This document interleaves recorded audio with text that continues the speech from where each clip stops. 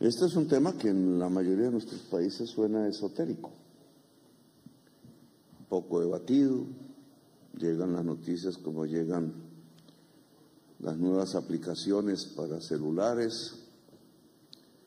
La gente de alguna manera consume ya todos sus días aplicaciones que llamamos de inteligencia artificial.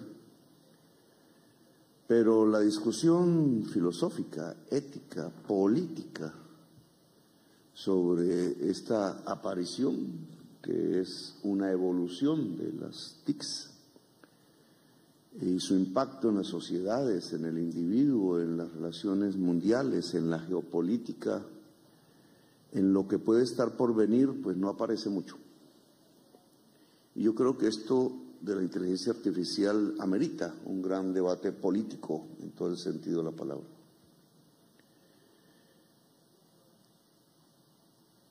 Este tema tiene que ver indudablemente con el capitalismo, y voy a ponerlo en esos términos. Es un fruto del capitalismo. No se conocía ni siquiera sus antecedentes en otro tipo de formas de producir o de consumir. Es el desarrollo tecnológico último del capital. Y quiero ponerlo en estos términos porque lo quiero ahondar desde el punto de vista político y económico. Casi todos ustedes ya en sus gobiernos, en lo que ha sido la gobernanza de América Latina en los últimos tiempos, en su propia diversidad étnica, ideológica, etcétera, han estado enmarcados, como nosotros aquí en Colombia, dentro de un paradigma de teoría económica, de pensamiento económico, que voy a llamar dominante, que no acoge estos términos que tienen que ver con la historicidad de la economía, como capital, como capitalismo. Ese era un tema de antes. Es un tema propiamente la economía política, que es donde aparece propiamente el pensamiento económico hace más de 2 siglos. Como todo el paradigma del pensamiento moderno, se afinca en un concepto de historicidad, de historia. Antes el pensamiento humano no había llegado a esa dimensión. Su forma de ver lo que hoy llamamos la biología, su forma de ver las cuentas, su forma de ver la naturaleza, su forma de ver el pensamiento hacia sí mismo no pasaba por la historia. Una de las rupturas fundamentales de ese paradigma de pensamiento hace más de 2 siglos, de lo que hoy podemos llamar el pensamiento moderno en todas sus ramas, es la aparición de la historia como un concepto, la historicidad. La economía tiene una historicidad. Pues hace más de 2 siglos y medio, los padres de la economía clásica, dijo que sí. Hoy lo hemos olvidado. Hoy pensamos que la economía es una teoría científica sin principio y sin final, que estudia un mercado que no tiene ni principio ni final, unas leyes del mercado que creemos científicas para todo momento de la humanidad en la historia y para todo momento de la humanidad en la geografía. Una ahistoricidad. Ese pensamiento dominante actual ahistórico ya tiene problemas. Y problemas paradigmáticos, como ninguna otra teoría o pensamiento económico o ciencia, o pensamiento humano o ciencia. Y básicamente por esto mismo, básicamente porque no puede comprender el presente. Y ahí hay un problema de gobernabilidad fundamental, porque este pensamiento económico del mercado y del libre mercado que creemos científico no puede interpretar la realidad de nuestros gobiernos, de nuestras sociedades y de nuestro mundo. Y lo hace en 2 materias fundamentales. Su incapacidad está en los 2 hechos que Stephen Hawking, el físico, dijo que podían acabar en el corto plazo con la especie humana: la crisis climática y la inteligencia artificial. Y bonito y bien que sería entre nosotros los latinoamericanos preguntarnos por qué decía Stephen Hawking eso. No se trata de cualquier opinión, no nos aparece propiamente en los noticieros de televisión, pero allí estaba su voz terminal diciéndonoslo. El mejor físico contemporáneo, o por lo menos de la generación que nos tocó vivir a nosotros. ¿De dónde sacaba ese planteamiento? ¿Y qué tendría que ver la economía política clásica inicial con ese planteamiento? Y es un poco lo que a mí me gustaría ahondar unos instantes, porque si la crisis climática tiene la capacidad de la extinción de la especie humana, ¿qué la produce? Y si la inteligencia artificial tiene la capacidad de la extinción de la especie humana, ¿qué la produce? ¿Y cómo se articulan ambas? Y entonces aquí hay un bonito espacio de debate. Ambas las produce el capitalismo. No el mercado, ojo, que es una manera de eludir el tema. El capital. Una relación específica e histórica entre los seres humanos. Capital no es una cosa, es una relación entre personas. Una relación de poder, obviamente. Una tiene un poder, otra no tanto, o tiene otro tipo de poder. No son personas, son cuerpos sociales.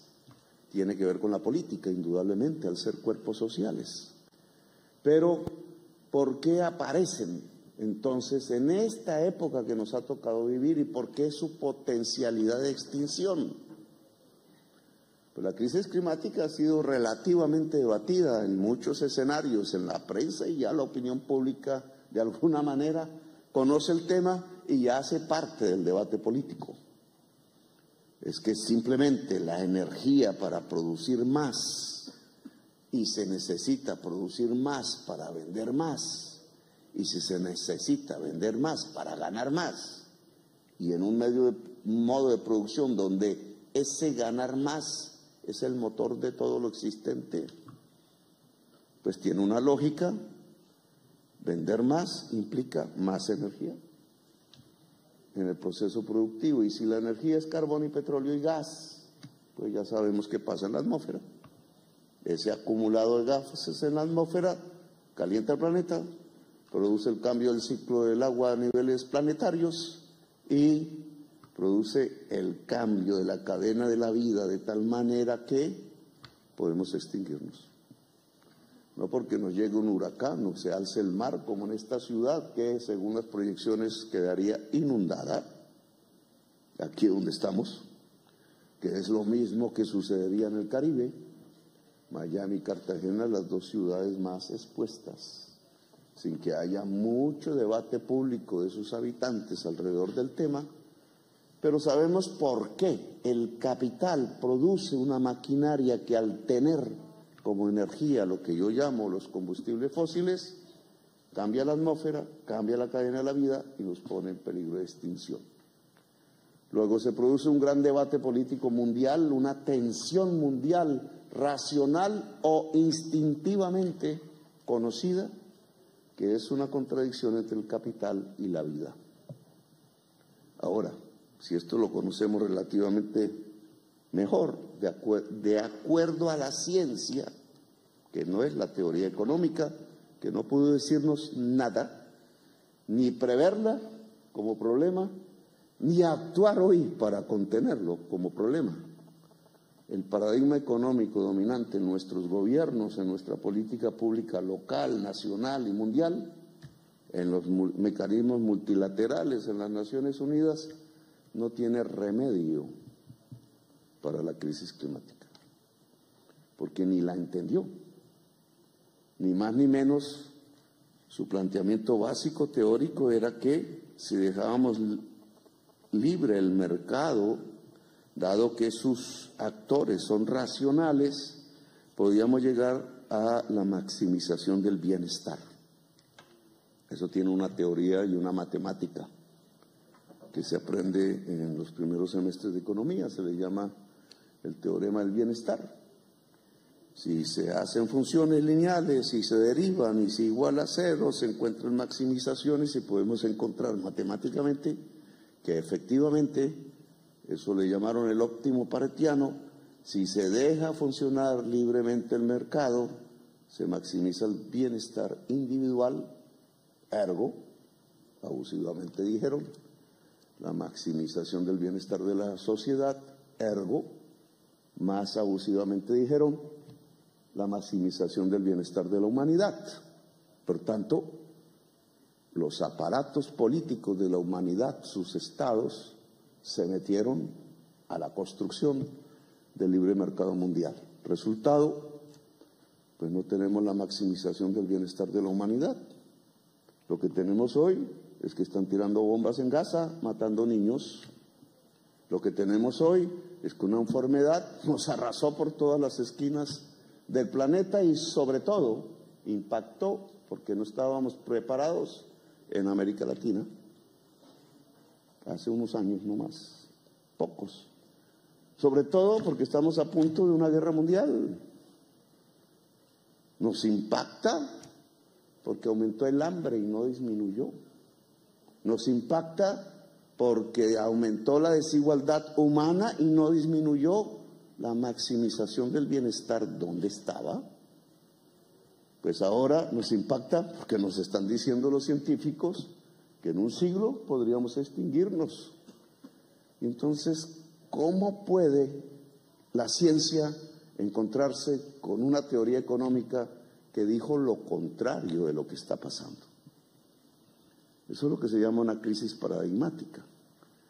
Apoya el trabajo periodístico del Tercer Canal. Ingresa a la app o a www.nequi.com.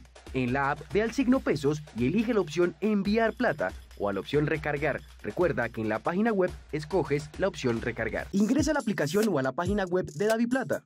Dale clic a la opción pasar plata. Elige la opción a otro DaviPlata, llena los datos y digita el número de cuenta 304-271-5010. Continúa los pasos y confirma tu aporte y listo. Juntos visibilizamos la otra Colombia. Si te gusta nuestro contenido y no quieres perderte nada de la agenda alternativa, suscríbete a nuestro canal y activa la campana de notificaciones. Recuerda darle like a este video y por supuesto compartirlo con tus familiares, amigos y conocidos. Así juntos visibilizamos la Colombia profunda. Recuerda, somos el Tercer Canal, la voz de los que no tienen voz.